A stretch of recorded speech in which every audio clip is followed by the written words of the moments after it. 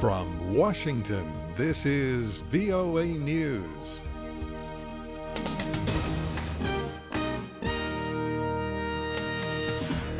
I'm Dave DeForest reporting businessman Donald Trump clinches the Republican presidential nomination. I was coming out of my building this morning, and there was a big news flash that Donald Trump had won the nomination.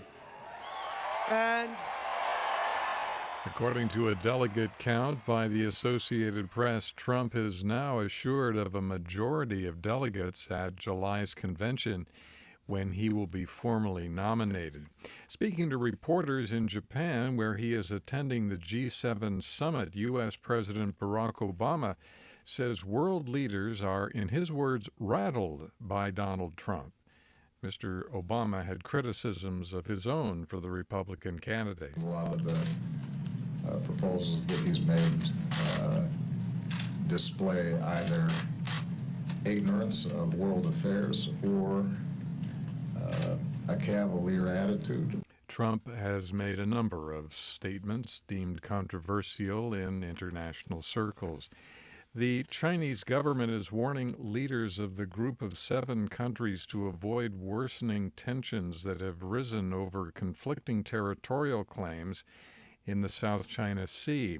Foreign Minister Wang Yi Thursday called on G7 nations to adopt what he called fair and impartial positions. An article in the official Xinhua news agency accuses the G7 of having ulterior motives in discussing maritime disputes.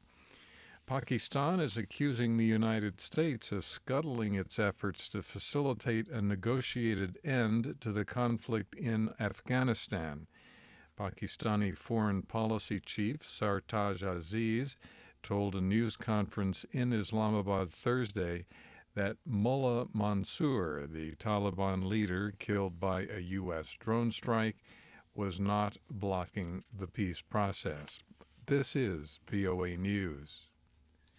20 people are feared dead after a migrant boat capsized off Libya's coast Thursday. Officials say more than 80 people were rescued in the second such incident in 2 days. Tens of thousands of demonstrators took to the streets of France on Thursday for a one-day nationwide strike protesting a government labor reform proposal.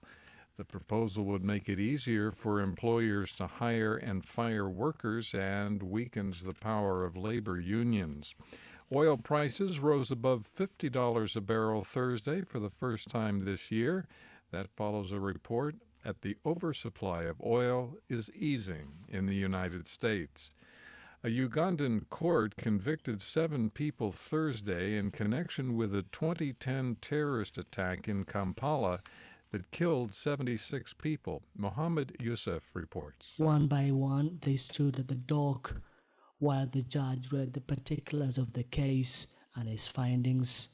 6 men were acquitted and 7 convicted, including the man believed to have orchestrated the attacks.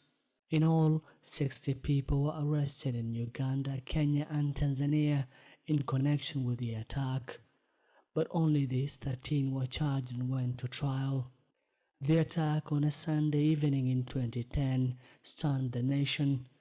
Explosives were planted at the rugby field in Kampala, where people were watching the televised World Cup football finals, and at an Ethiopian restaurant across town. Mohammed Yusuf, Nairobi. Security forces in the Democratic Republic of Congo broke up opposition demonstrations across the country Thursday. 2 people are believed to have been killed in the city of Goma. A protest near Parliament in Kinshasa was organized by a group of opposition parties that accused President Joseph Kabila of trying to stall elections until he can change the Constitution to allow him to seek a 3rd term. The Constitutional Court ruled earlier this month that Mr. Kabila can stay in office if November elections are postponed.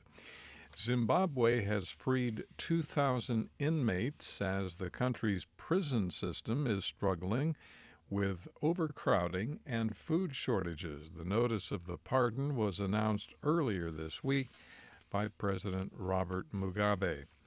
The U.S. House of Representatives has rejected a measure that bars federal contractors from discriminating based on sexual orientation or gender identity, just hours after earlier approving the legislation. Republicans in the House blocked passage of an energy and water spending measure Thursday after Democrats succeeded in attaching the measure to the legislation. The reversal prompted an outcry from Democratic lawmakers who see the matter as a human rights issue. From the VOA News Center in Washington, I'm David DeForest. That's the latest world news from VOA.